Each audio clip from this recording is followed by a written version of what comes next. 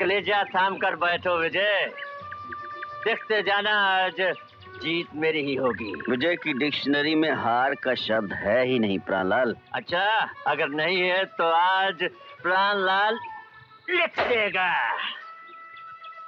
हम बेहतरीन दोस्त हैं, लेकिन अब मैं चाहता हूँ यार कि हम अपनी दोस्ती की हदों को पार करके और आगे बढ़ जाएं। दोस्ती की हदों को पार करके? साफ साफ बताना क्या कहना चाहता है। मैं ये कहना चाहता हूँ विजय कि दोस्ती को रिश्तेदारी की जंजीरों में बांधकर और मजबूत कर लिया जाए। तू ये पहेलियां मत बुझा, मतलब की बात करना।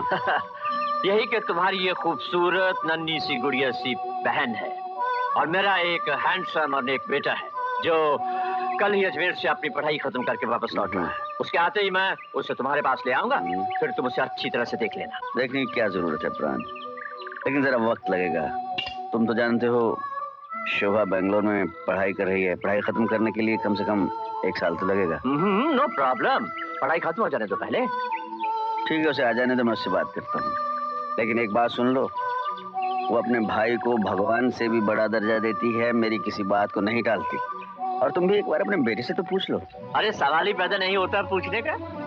हम दोस्तों की तरह अपने बच्चों की आदतें भी आपस में मिलती जुलती है। अच्छा। मेरा बेटा भी अपने बाप के हुक्म को अपना धर्म समझता है।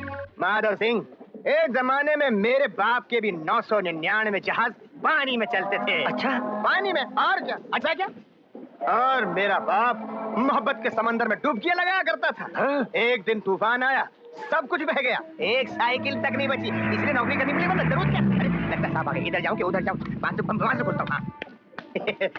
Good morning sir. Good morning, क्या हाल है प्यारे? बस आपके प्यार की कृपा है सर। ये तेरी नाक इतनी लाल क्यों है?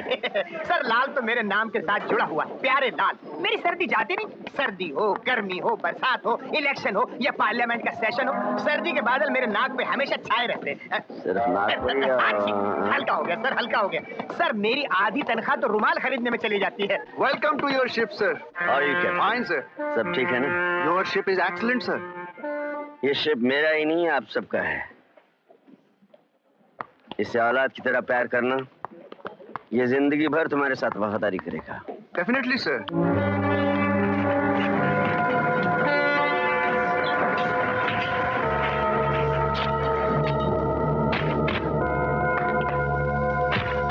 क्या फेंक रहे हो तुम? पानी में क्या फेंका तुमने? कौन है तुम लोग? ये क्या हो रहा है? किसकी बोट है? क्या माल स्मगल करके भेजा यहां से? किसके हाथ में तुम? खामोश क्यों? मुझे जवाब चाहिए।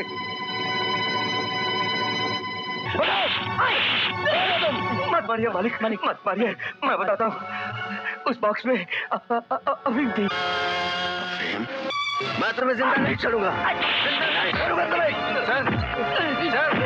सर छोड़ दीजिए।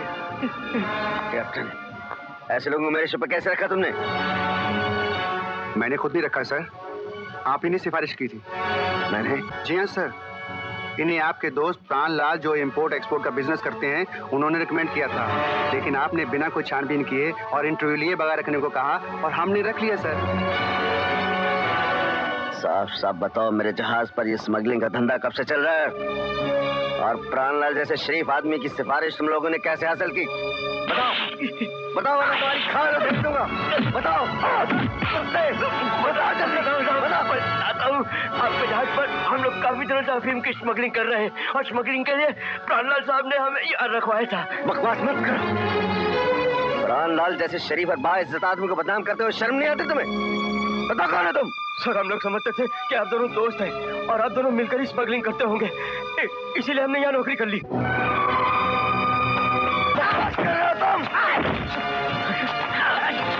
मैंने अपना खून पसीना बहाकर ईमानदारी की इस इमारत को खड़ा किया। तुम लोग अफीम और चर्च का नाम मेरे नाम के साथ जोड़ रहे हो।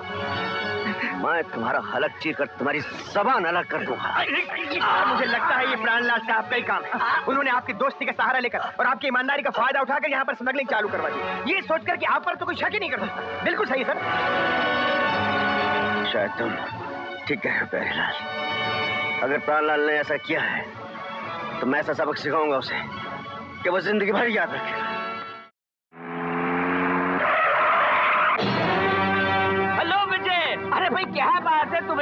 अर्जेंट मुझसे मिलना चाहते थे।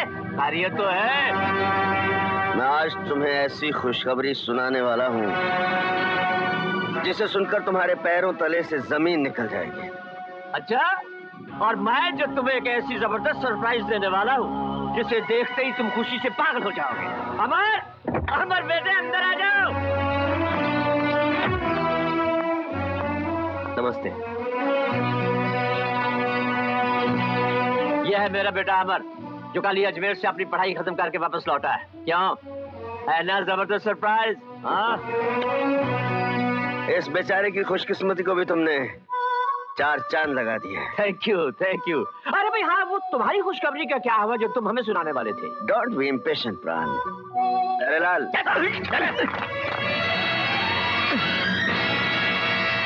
ये कौन है दोनों? कौन है? अरे अपने कुत्तों को नहीं पहचानते। इन्हें बतौर मैकेनिक तुमने मेरे शिप पर नौकरी दिलवाई थी, और जो मैकेनिक की वर्दी पहनकर तुम्हारे लिए अफीम की स्मगलिंग करते रहे। क्या? अफीम स्मगलिंग? और मैं? नहीं विजय, ये झूठ है, सरासर इल्जाम है मुझ पर। झूठे अल्फाजों के पर्दे से अपने गुनाहों को ढांकने की कोशिश मत करो। तुम्हारे गुनाहगार चेहरे से पर्दा उठ चुका है। तुम्हारी घिनौनी सूरत मेरे सामने है प्राण लाल। मैंने तुझे अपना दोस्त ही नहीं, अपना भाई समझा था। तुमसे अपने संबंध मजबूत करने के लिए मैंने अपनी इकलौती बहन का रिश्ता तुम्हारे बेटे से करना चाहा, मगर तूने मेरी पीठ पर चोया घोंपा है। तो मेरी तकदीर अच्छी थी, जो वक्त से पहले तुम्हारी असलियत का पता चल गया। लेकिन विजय, मैं... खामोश! अपनी गंदी जबान पर मेरा नाम दोबारा फिर मत लाना। मुझे अपने आप पर शर्म आ रही है कि आज तक मैं तेरे जैसे देशद्रोही गद्दार को अपना दोस्त कहता रहा। ये सब क्या है डैडी? बात दरअसल ये है बेटे कि... ये क्या बताएगा? मैं बताता हूँ कि तेरा बाप क्या है।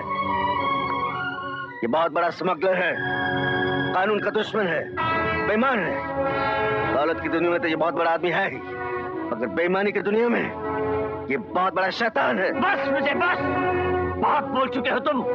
अब अपनी जबान पर काबू रखो। मुझसे दोस्ती करके शर्म तुम्हें नहीं, मुझे आनी चाहिए। अगर तुम अपने आप को दौलतमंद समझते हो तो तुम जैसे 20 दौलतमंदों को मैं अपनी जेब में रखता हूँ। और जहाँ तक ईमानदारी का ताल्लुक है, उसकी दौलतमंदों की दुनिया में कोई कीमत नहीं होती। वहाँ सिर्फ बेईमानी का सिक्का चलता है। ईमानदारी को खोटे सिक्के की तरह ठोकर मारकर फेंक दिया जाता है। समझ गए? सुन रहे हो बरखुर, आपके पिताजी अपनी जबान से अपने गुनाहों का इकरार कर रहे हैं। इन्होंने अपने मन के गंदे आईने में अपनी तस्वीर देखकर इस बात का अंदाजा लगा लिया है कि दुनिया का हर अमीर आदमी इनके चरित्र की तरह नीच और गंदा है। ये अंधे हो गए हैं, ये नहीं जानते। कुछ लोग अपनी मेहनत, मुशक्कत और ईमानदारी के बलबूते पर तरक्की की बुलंदियों तक पहुंचते हैं, और कुछ ऐसे लालची लोग, हवस के कुत्ते, जिनकी तिजोरियां तो भर जाती है मगर गंदी नीयत नहीं भरती, और गलत रास्तों पर अपना मुंह काला करते फिरते हैं। एक बात सुन लो प्राणलाल, आज के बाद तुम्हारे मेरे तमाम रिश्ते खत्म।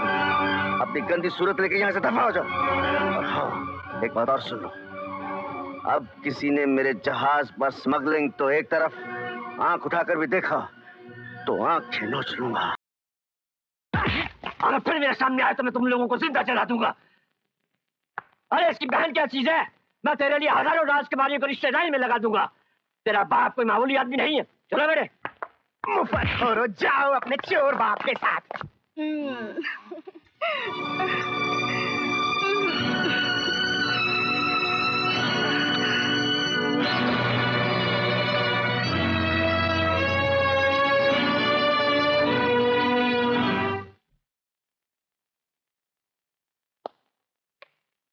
छोटे बाबू! मालिक! क्या? मालिक, छोटे सरकार! क्या?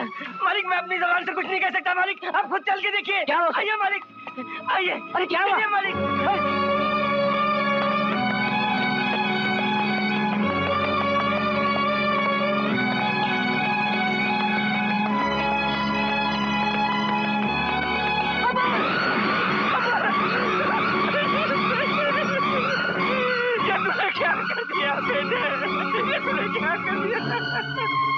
अपने बाप से इतना बड़ा बदला ले लिया तूने।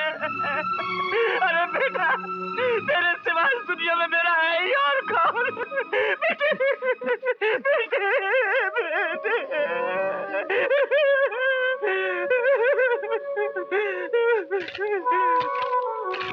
पिताजी, मैंने बचपन से अपने दिल में आपकी एक महान इंसान जैसी तस्वीर बना रखी थी। मैं हमेशा सोचा करता था कि मेरा बाप एक बहुत ही इज्जतदार, शरीफ और नाम वाला इंसान है, मगर आपकी असलियत की एक ठोकर ने मेरे सपनों के शीशे को चकनाचूर कर दिया। मुझे अपनी जिंदगी से घिन आने लगी। मैं एक गरीब इज्जतदार बाप का बेटा बनकर खुशी खुशी जी सकता था, मगर वतन फरोश, स्मगलर, गैर कानूनी काम करने वाले बाप की औलाद बनकर नहीं जी सकता। इसलिए मैं मजबूरन इस घिनौनी जिंदगी का खात्मा कर रहा हूँ। मैं जानता हूँ मेरी मौत से आपको बहुत दुख होगा, मगर मैं क्षमा मांगते हुए इस दुनिया से हमेशा के लिए जाने की इजाजत चाहता हूँ। फक्त आपका बदनसीब बेटा अमर।